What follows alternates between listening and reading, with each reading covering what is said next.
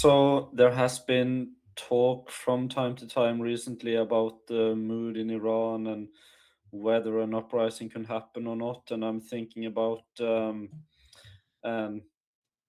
whether Armin knows a lot about the capacities of the Basiji and the regime in general to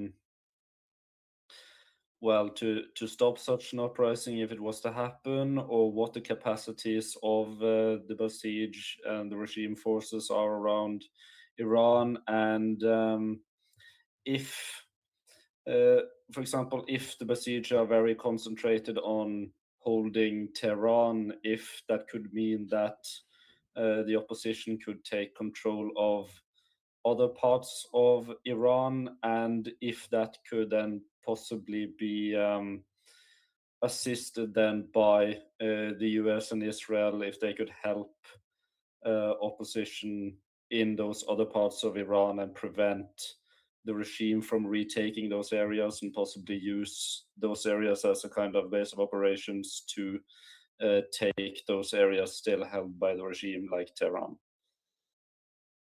Yeah, so the Islamic Republic's understanding is that the most important city that shouldn't fall is Tehran.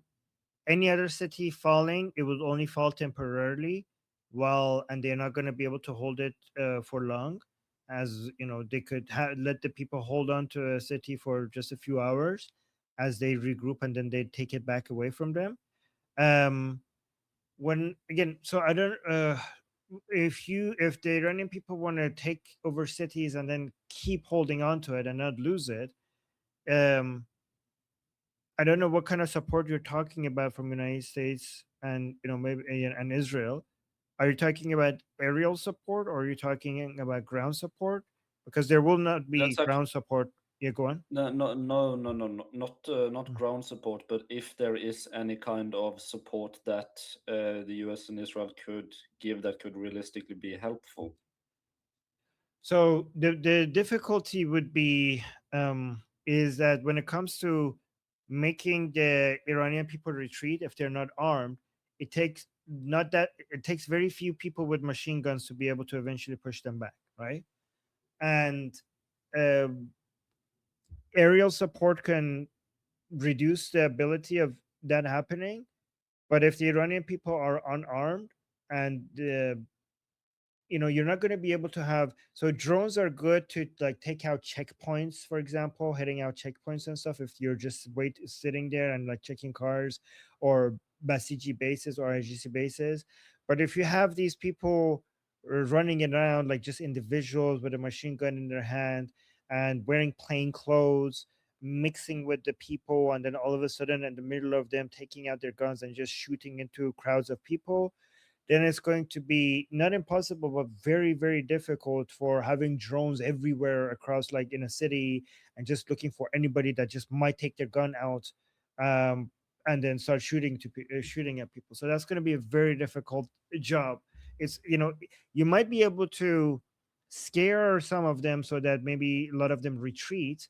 Um, but again, this is why the Islamic Republic brings Hashd al-Shabi and other people who are used to are familiar with situations where if they might get taken out by a drone. Like what I my suspicion is that many people in the IRGC haven't been in a war for a long time. So if some of them are taken out, many of them would want to go home and will refuse to come out and keep fighting. But people from Hashd Shabi are more likely to, for because the money is very good and they're not that much deeply involved in the politics of the Islamic Republic. They are, and they have been dealing with drone strikes and their bases being blown up and for a longer time than many people within the IGC. So they are more resilient and will be willing to continue fighting even with that danger. And that's why the Islamic Republic brings Hashd al-Shabi from Iraq into Iran, and they consider that to be their favorite proxy right now. I honestly don't. I mean, this is we could talk to maybe Jeff and Monkey. Um, I honestly don't see a way to um, support the Iranian people in a meaningful way without the Americans and Israelis arming them, right? Like I think like this is like maybe I'm wrong about this, but I think it's like the only way to meaningfully change the equation is to for them to also be able to shoot back.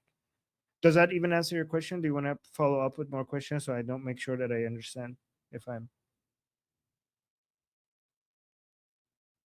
you see the problem though here that I'm talking like it does like even if you have hundreds of thousands of people in a square, it takes a few thousand with a machine gun to be able to push back against them if they're unarmed. That's why, and that's not going to cost that much money to be able to provide that. And again, because Mm. they wear plain clothes and because they could get mix themselves with the crowds, it's going to be very difficult to hunt them all down with drones. um, the best way to hunt them down is to make sure that the crowds of the protesters are also armed. So what are we thinking is the effect of the blockade and Operation Economic Fury and all of that? What is that? Okay, so that's a very good question. Okay, so the effect of that is that the Islamic Republic finds the cost of shooting into crowds of Iranians who are more secular minded to be killing them is cheap for the Islamic Republic, right? But they can't do the same thing with the more religious jihadi minded people who are their base of support, right? So, and again, the blockade is affecting them as well, right? The blockade is affecting them in two ways. First of all, the uprising of the Iranian people and the Islamic Republic oppressing them causes some people who were used to be pro regime to think that, okay, this is too cruel.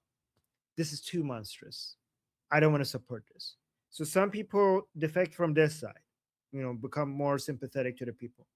And some people on the other side, thinking that the Islamic Republic is failing to maintain order in Iran and is not doing a good job pushing back against the protests, right? So that's the second kind. The third kind is many of the more jihadi Islamically minded people are proven to be actually more in love with life than they were admitting, because they're now coming out and complaining about economic hardship and they're aggressively are blaming the government. But again, I'm not going to go into details of how the government is trying to manage that anger only on Pezeshkian rather than the whole regime and the war with the United States, right?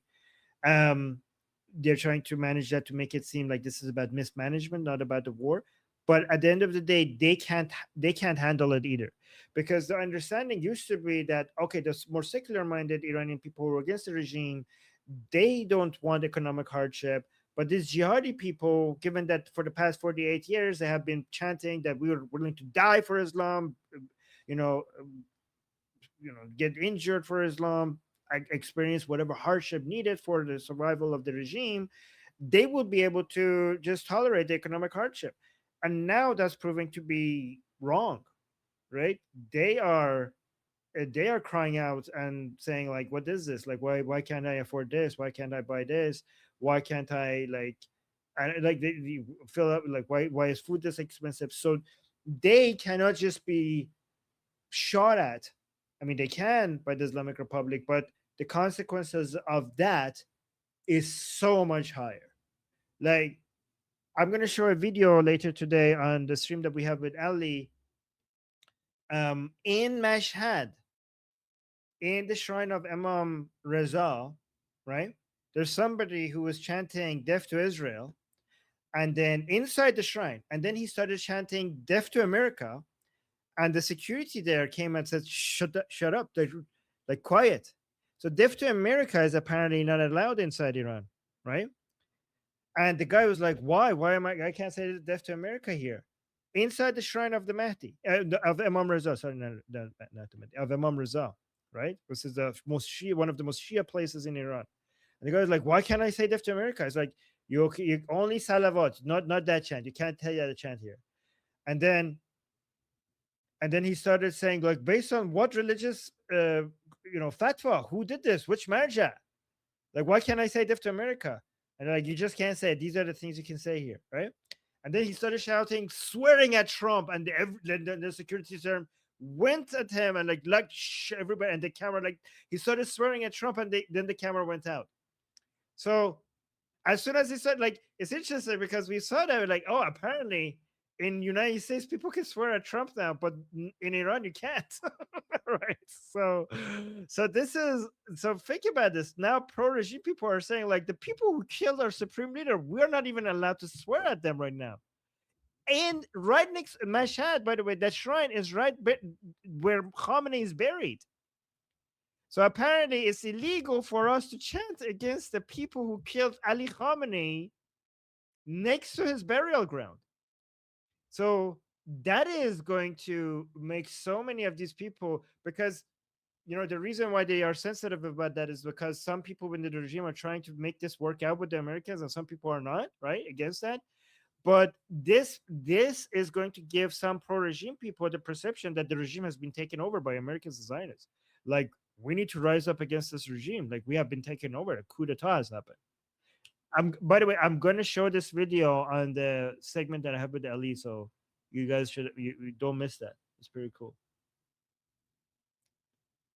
But is then there a point when the regime has gotten poor enough and the regime supporters have gotten unhappy enough with the regime and so on, where an uprising might then be more likely to be successful or easier to assist? Yes, because not because there's not enough money to pay for a suppressing force because of the blockade and the Operation Economic Fury, but because Operation Economic Fury and the blockade will make the whole system crumble. And even if you have the money, you're not going to be able to get it to the people that need it. Like, you might have money but not liquidity because the entire system is falling apart, right? That's one reason, right? But two, because many of the people who are supposed to be doing the suppressing are losing faith in the regime, and they might also want to. There's two kinds of them. Some of them who are supposed to be doing the suppressing might refuse to do the suppressing, and some of them will become.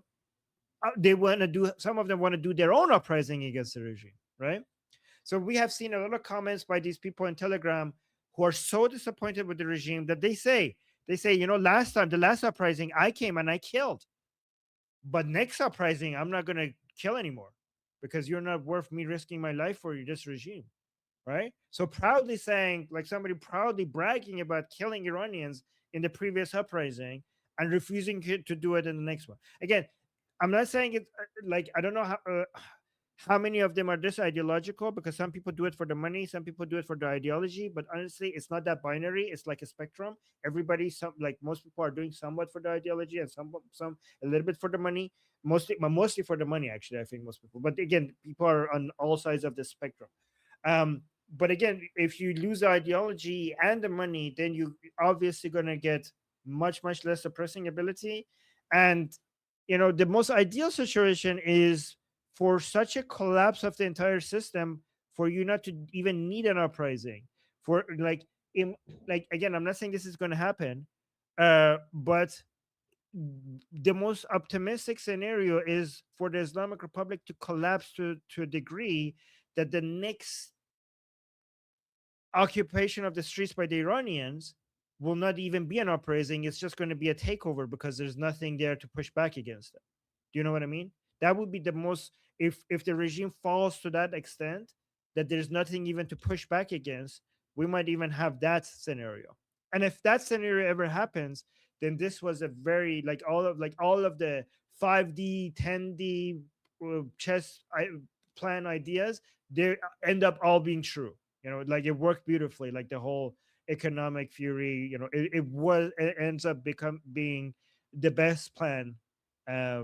Again, I'm not saying it will, but I'm just saying if that happens, it will show that this was the right way to go about it.